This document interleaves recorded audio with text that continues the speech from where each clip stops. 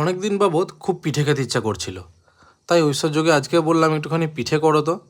তো ওই জন্য একটু একটু পিঠে সরঞ্জাম একটু শুরু করে ফেলেছে। এখন করছে হচ্ছে ঐশ্বর্য দুধ পুলি, অনেকে এটা চুষি পিঠেও বলে। তো এখানে এই যে নারকেলের পুর রেডি। এই বড় বড় যে পিঠেগুলো রয়েছে এর ভেতরে নারকেল পুর দিয়ে দুধে দুধে করে খাওয়ানো হয়, দুর্দান্ত খেতে লাগে। সাথে শ্রীনুও বসে পড়েছে আমাদের সাথে, আর এখন খাচ্ছে ও বাতাসা।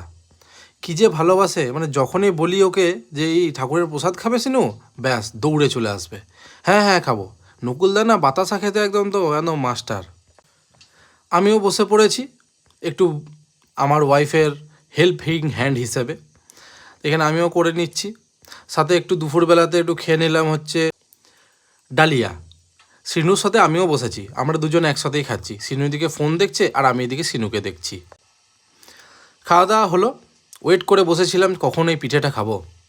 বিকেলবেলা ঘুম থেকে উঠতেই একটুখানি বাইট দিলাম। উফ, কী যে অসাধারণ খেতে! আর আমার না পিঠে খেতে দুর্দান্ত লাগে। মানে স্পেসিফিক কোনো নেই যে আমি এই পিঠেটাই খেতে ভালোবাসি, ওই পিঠেটা ভালোবাসি না। আমি সব পিঠে খেতে ভালোবাসি, আমার অসাধারণ লাগে। তোমাদের কেমন লাগে জানিও।